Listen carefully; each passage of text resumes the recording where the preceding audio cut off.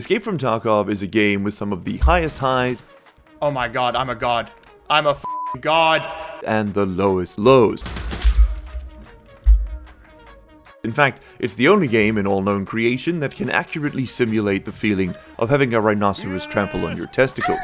I've played a few seasons of Tarkov in the past, but this one I decided I would do with someone else. In fact, we're bringing on the king of Tarkov tramples, Deadpine FPS.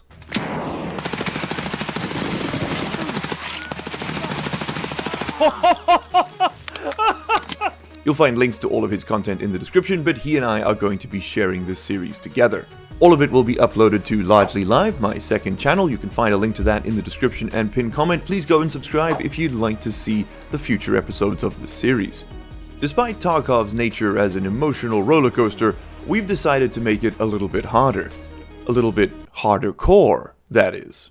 These will be the rules for this wipe. Rule number 1, you must delete all starting items in your stash. This is very important, except we are allowing ourselves to keep a melee weapon, just so that if we die during a raid, we can go and do factory runs while the other guy gets out. Doesn't waste any screen time. Rule number 2 states that you cannot buy equipment other than containers, maps, flares, and special items from the traders. Special items are like markers for quests and signal jammers, that sort of thing. Anything with the special tag on the icon.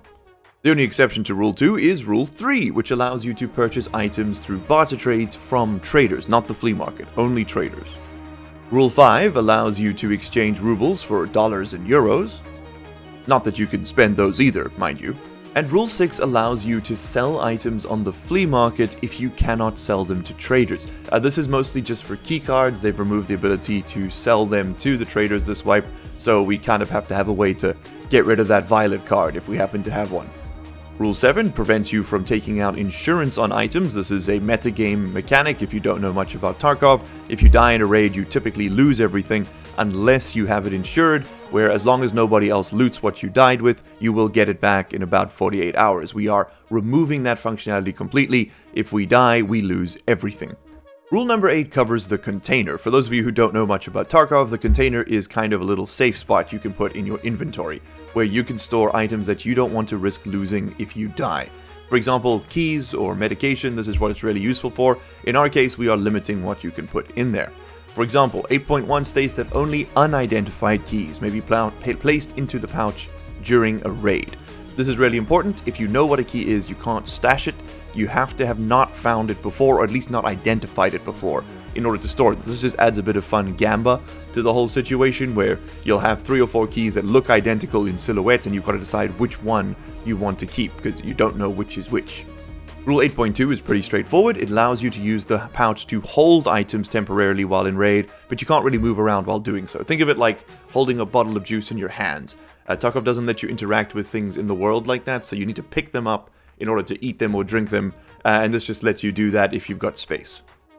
Then finally, as for what you can put in your pouch container, only keys, cash, maps, and containers that hold these items may be placed into the pouch container while in the stash and then taken into a raid. You can't loot those things into your pouch during a raid. Just something to think about. And finally, no scav raids allowed. No crutches. You want something, find it yourself. At least that's the rule set we're playing for. Hardcore is not a religion, guys. You can do whatever you want with it. Use this as a guideline for your playthrough if you want to play along with a friend, but we'd love to see your suggestions in the comments for rules you'd like to see next time, or maybe updated throughout this series. And of course, do not talk about Rule 4. Thank you very much for watching, and I'll see you in the first episode. Bye bye! You made it to the end of the video. Congratulations and thank you. That puts you in the top 3% of viewers. Here's another video that YouTube thinks you're going to like, and here is a list of all the patron and channel member names. If you don't see yours on there, you can find a link down in the description where you can sign up and support this content directly. If your name is on there, well, you probably already know that, huh? So, what are you still doing here?